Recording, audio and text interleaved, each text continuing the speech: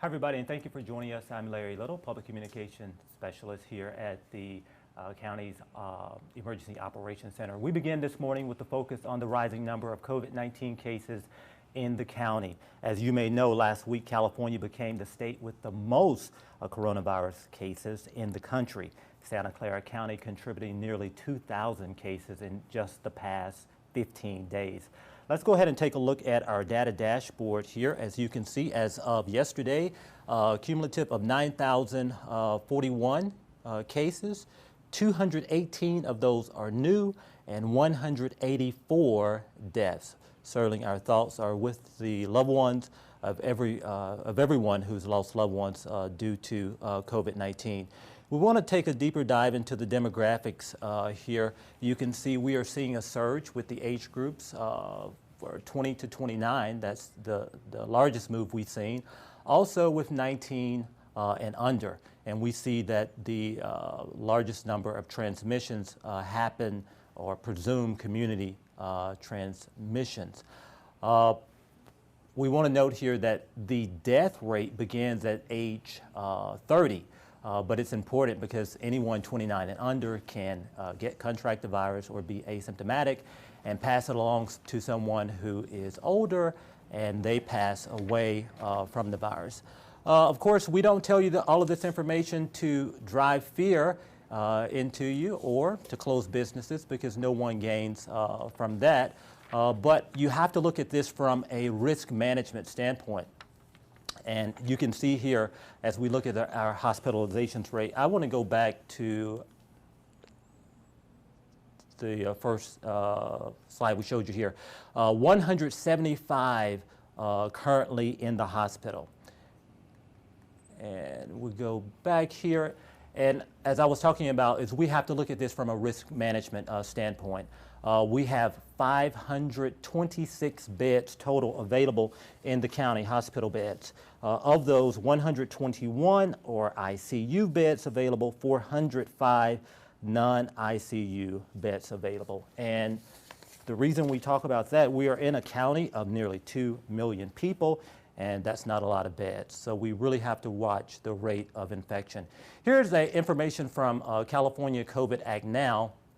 And it shows that the state of California is at risk of an outbreak. COVID-19 cases are either increasing at a rate likely to overwhelm hospitals or the state's COVID preparedness is below international standards. And you can see here that ICU rooms at hospitals are at 45% capacity. And again, in a state of over 40 million people, we don't have the ICU capacity to handle very serious coronavirus cases. That's why we have such a focus on slowing the spread here in the county and around the state. All right, we are back here, and I am joined now by Mariana Moles. She is Public Communications Officer here at the county's Emergency Operations Center, as well as lead for our social media messaging. You know, I want to bring up this information here. There was of course, our county is on the state's watch list, which places more restrictions on us, as you may know. But someone put a comment last week and they said, I'm moving my business to Santa Cruz County. And a lot of people have said, I'm going to Santa Cruz County to do business. Well, you can see now Santa Cruz County has just been added to the state's watch list, so they're going to be making changes to a lot of businesses that have been open. There's no escaping this virus, no matter where you go, Mariana. Nope. So we have to take precaution and follow the guidelines, wear a mask, wash our hands, and everything like this. So what I want to start off, I want to put you on the spot just a little bit, Sure. and I apologize. So, we definitely don't want to be preaching to the choir, as my grandma used to say. We want to thank all of the residents who have done everything possible to help slow the spread of COVID-19. But I want to ask you, if everyone is wearing a mask, if everyone is practicing social distancing or physical distancing, as well as washing their hands frequently throughout the day, why are we seeing a surge in the county with COVID-19 cases? Well, everybody's not doing those things. That's the fact of the matter. We do hear, I just had a friend this weekend message me and say, you know, is there a place for me to report my neighbors who had a party? And I said, hey, just curious, what age group was that? And he said, they're probably in their 20s. I said, okay, that's what we're seeing. We're seeing more cases of people in their 20s. Hospitalization rates in that age group are increasing significantly across the country. So people have this idea there's loopholes with this virus, go get tested. You test negative, that's permission to party. It's not. There's no loopholes with this virus. It's brand new, we're still learning about it. We just don't know enough about this virus. I want to stand up for the people that are 29 and under for just a moment, because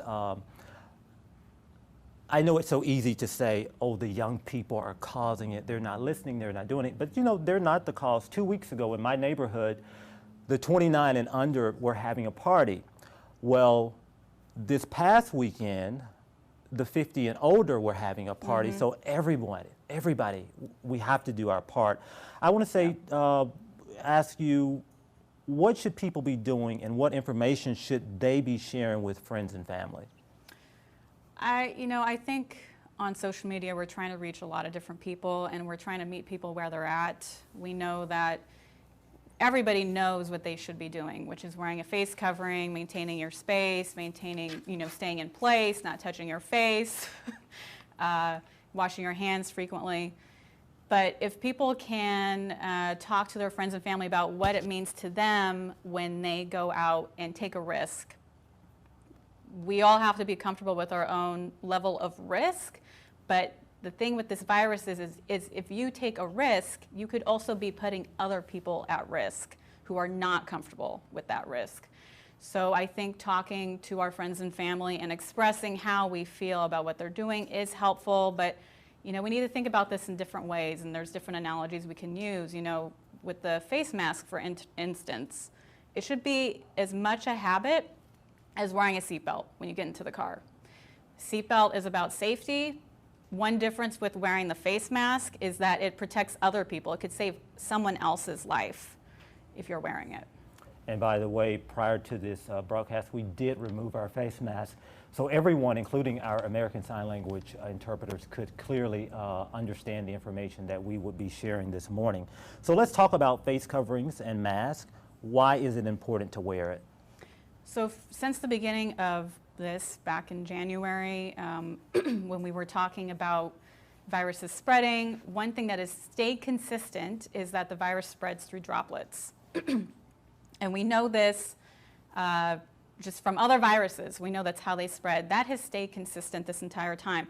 The face covering, face mask, cloth mask, whatever you want to call it, it acts as a shield between your droplets and anybody else who's around you, any surfaces that are around you. It significantly decreases those droplets reaching anybody else. And that, combined with the distance, is really the magic piece that people need to keep in mind. Just because you're wearing a face covering does not mean it's 100% all the time foolproof. You still have to have that distance in there, because just us talking, people laughing, those can spread droplets. This isn't just about sneezing and coughing anymore.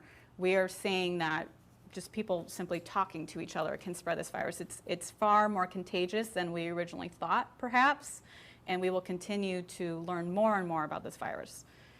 So are we going to demonstrate? So I was out and about this weekend running some errands, and I was happy to see people actually, they had their mask, but some of them were not wearing it properly. So you're going to just demonstrate the different things that we have seen and the proper way to wear a mask.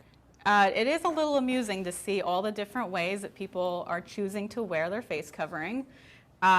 So just, around social media, we see the analogy of how people wear their underwear. And so that is really quite a good analogy, because you wear your underwear to protect yourself.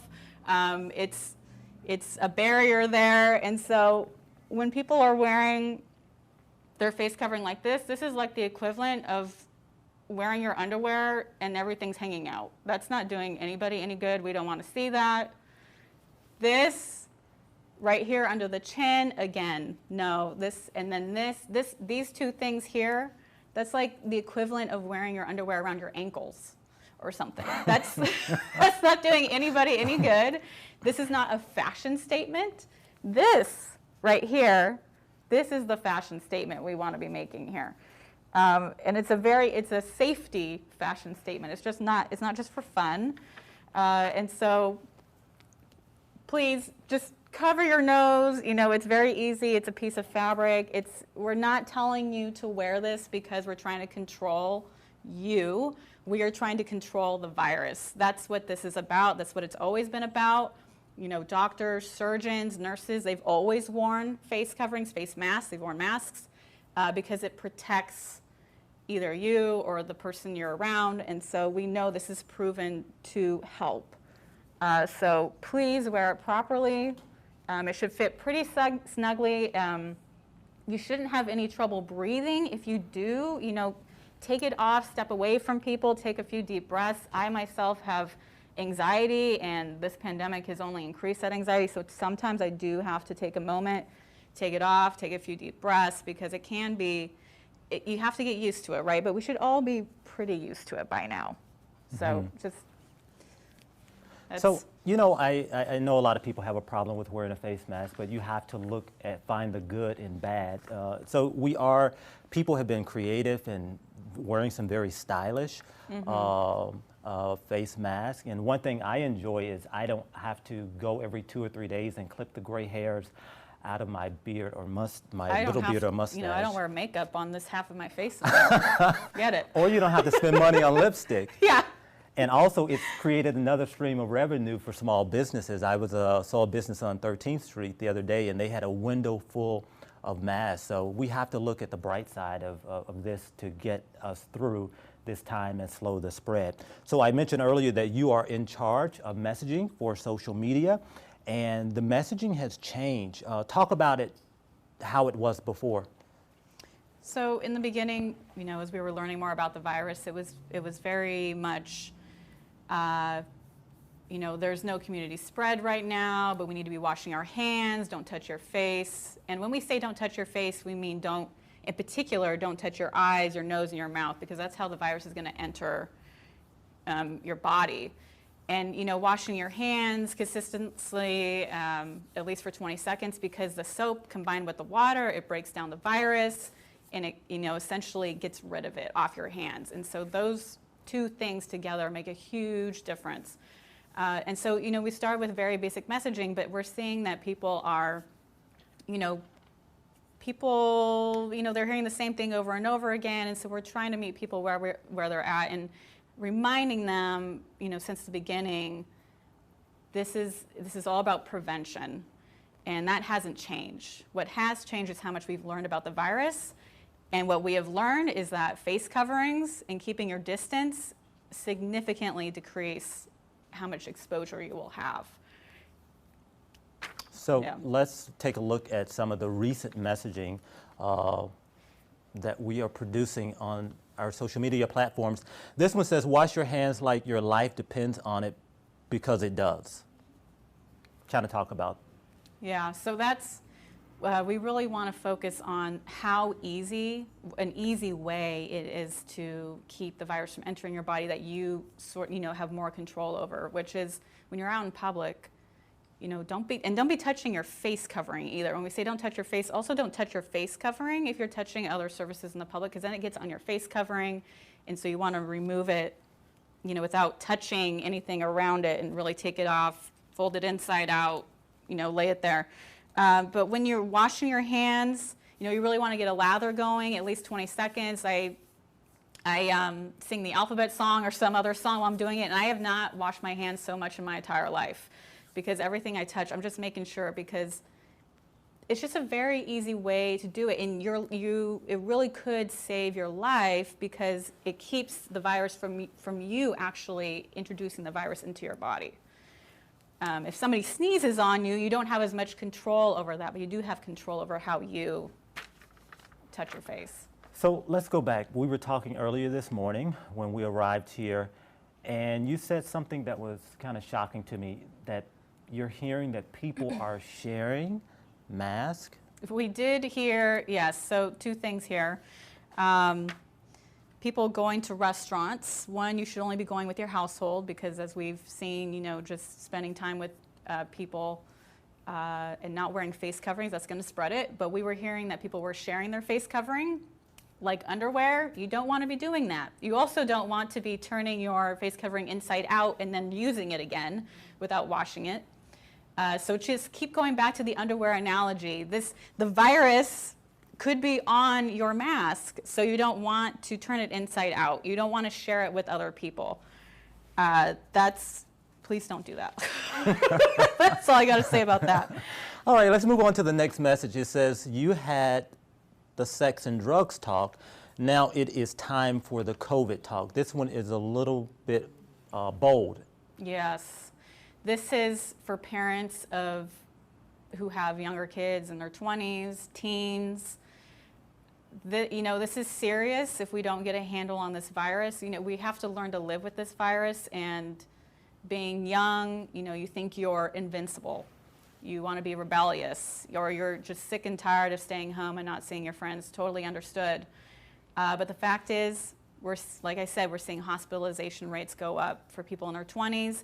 We don't know all the long-term health effects of this virus. One thing I keep coming back to is people tend to look at this in black and white, which is living versus dying. And it's not only about that. One is, I'm not okay with 2% of the population dying. Neither should you or anybody here. That's not okay. This is not a virus that you want to get and get it over with, because we are seeing that that's not the case. There could be long-term health effects. So it's not just about living versus dying. You might just not get it and then it's over with, like the common cold or something like that. Yeah. And so there's so much people about need to this. think about it differently. Yeah, there's so much to think about here. I mean, you can get the virus, give it to someone else, and they die from it. Also, you can increase the COVID-19 cases in the county, which causes businesses to be closed, people to lose their business, people like me who want to go and visit the business, we can't go. Also, we have to think about our healthcare workers. We will overwhelm our healthcare system if we have so many cases.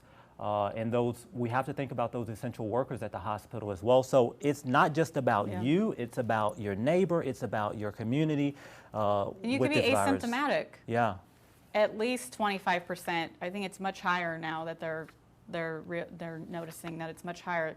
At least 25% of people will not have symptoms while they are infectious, which means you could be passing the virus on to anybody and not even know it. Mm-hmm. And that's, we just need to be keeping that in mind. And so we implore parents of young people to have a talk like you would have a sex talk or a drugs talk, because this is, they could get, hurt. They could really have a very severe case of this. We just don't know. Yeah, and that moves us on to our, the last messaging that we posted here. The majority of COVID-19 cases are people 49 and younger. 95% of COVID-related deaths are people 50 or older. You do the math. Yeah, so this kind of goes back again to either people under 50 not realizing they're asymptomatic, or just thinking, I'm not going to get it. I'm not going to pass it on to anybody else. We saw the community transmission and unknown rate is the highest percentage of cases. That basically means that people are getting it in the community when they go out in public, when they go to the grocery store, when they go on public transit, when they go into a business. That's what community transmission means. It means we can't trace it back to a known positive case or a close contact.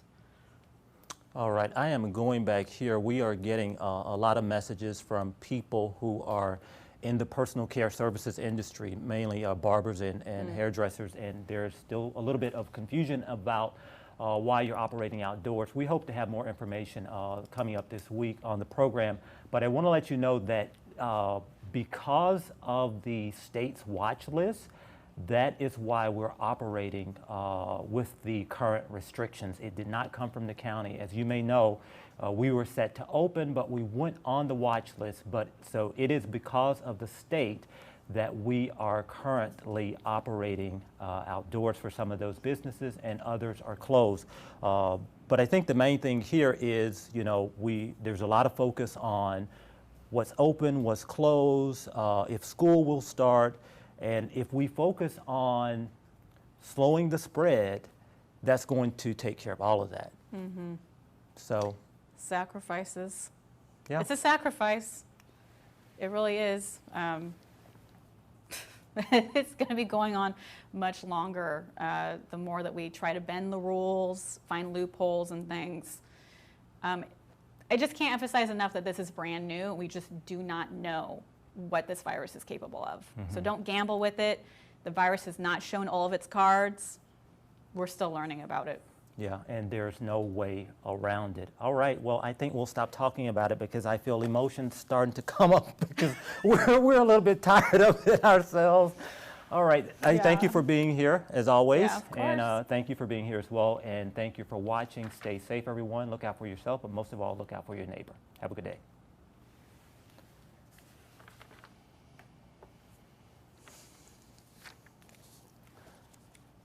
I didn't demonstrate this one. Oh, yeah.